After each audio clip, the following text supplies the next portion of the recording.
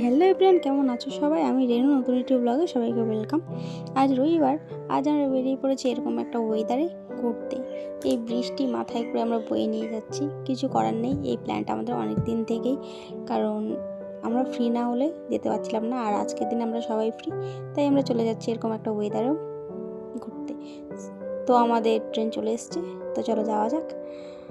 আমি এমনিতেই আজকে অনেক এক্সাইটেড, কারণ আমি যেখানে যাচ্ছি সেখানে আমি আগে কখনো যাইনি, তো এর জন্য বেশি ভালো লাগছিল। এই ট্রেনে বৃষ্টির অনুভব করতে করতে চলে যাচ্ছিলাম। এখন আমরা দমদম জংশনে চলে এসেছি। এখান থেকে নেমে আমরা আরেকটা ট্রেন ধরবো, ওখান থেকে সোজা যাব আমাদের ডেস্টিনেশনে। তো ওরাও চলে এসছে, আমাদের ট্রেনও চলে এসছে। তো চলো এখন যাওয়া যাক। কথা হচ্ছে নেমে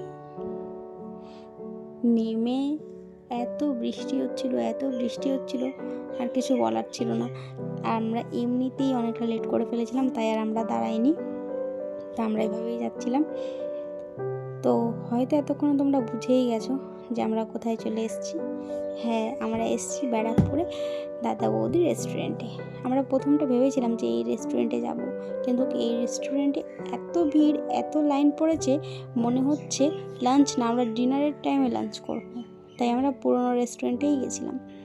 তো ওখানে গিয়েও দেখি আমার ধারণা চেঞ্জ হয়ে গেছে, কারণ ওখানেও লাইন ছিল, কিন্তু এতটা লাইন ছিল না।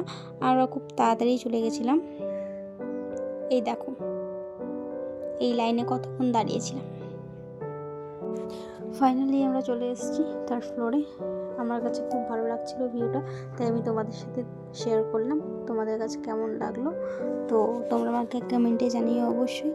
আমার কাছে তো খুব ভালো লেগেছে। আমি প্রথমটা ভেবেছিলাম যে এরকম বৃষ্টির মধ্যে হয়তো যাব, লাঞ্চ করব, চলে আসব, এরকমটা ভেবেছিলাম। তো বৃষ্টিটা কমে গেছিলো, ভাবতে পারিনি এত সুন্দর একটা ভিউ আমি উপভোগ করতে পারবো। আমার কাছে তো খুব ভালো লেগেছে। আর তোমরা কবার গেছো এই পুরনো দাদা বৌদি রেস্টুরেন্টে কমেন্ট করে অবশ্যই জানিও।